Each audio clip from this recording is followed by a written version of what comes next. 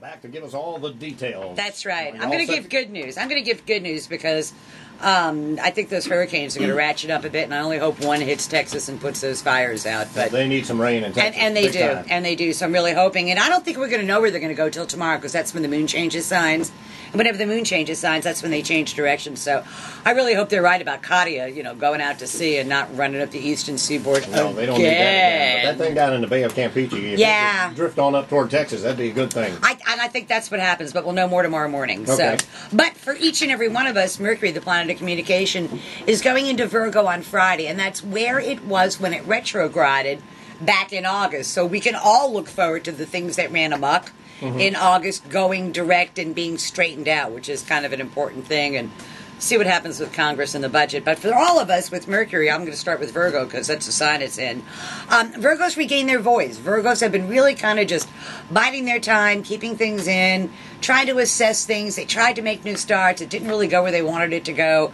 But now Mercury is in their sign, so when your ruling planet is in your sign, Virgo gets what it wants. And I got to tell you, Mason, I'm all about that. For Libras, not so much. Mercury in their 12th house. The good news is that over the next 28 days or so, Libras get the answer to the question they've been asking, which is, what on earth is going on?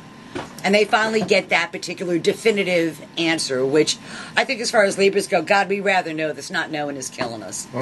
For Scorpios, they get to achieve a long-standing hope, wish, goal, or objective through the help of their light-eyed female friends and colleagues. And for Scorpios, they need to know that this needs to be a team effort or a group effort rather than an individual one. They'll go a lot further with a group effort. For Sagittarians, details. Oh, yeah. If they have attended to the details, then they get a good report card. If they have not attended to the details, if they've been sloppy, if they've taken shortcuts, if they put out a half-hearted effort, they will get the results of that as well. But they're in their professional life comes under scrutiny over the next 2 weeks or so. Excuse me. For Capricorns, the law's on their side, and important legal, educational, important matters at a distance finally go forward. And Capricorns have been in this legal limbo for like 30 days or so, and at least they finally get the answer. And because it's a harmonious aspect to Capricorn, it should be the answer that they're looking for, the answer that they want. So that's good news for them. For Aquarians, it is time for a state of the finance check. They're going to find out that the nickels and dimes indeed add up to dollars. And the Aquarian is going to have to do something to avail itself of other people's resources. They don't have the resources themselves to go forward, so they will have to hope for somebody else's resources flowing their way. For Pisces, Mercury is in their 7th house of partners, and they're going to be asked very specifically, how are they going to deal with something? How are they going to do something that they have been promoting? And that if they have the details down pat, then they'll be able to do a good job with it. But if they've been bluffing, someone's going to call their bluff. For Aries, it is in their 6th house of work, service, and responsibilities. Aries are very quick to run through things and not pay a whole lot of attention to it, but over the next month or so, it's going to be careful attention to detail that makes the Aries successful. And if they do that, some kind of obstacle that's been in their way, some kind of ruling, some sort of law-ish thing gets out of their way, and then the Aries has a really clear path for career progression. For Tauruses, they just want to have fun. Good time to be married to a Taurus. They're feeling, I know, that's what I was thinking. They're feeling very loving, they're very happy, they're very creative. This is a very good time for them. And also for them, some kind of creative project that kind of stalled in August now goes forward with the details better suited to the Taurus, that they kind of threw a whole bunch of stuff on the wall. A lot of it fell off. The stuff that stuck, that's what they're going to work with. Okay. And be able to have a good time doing it.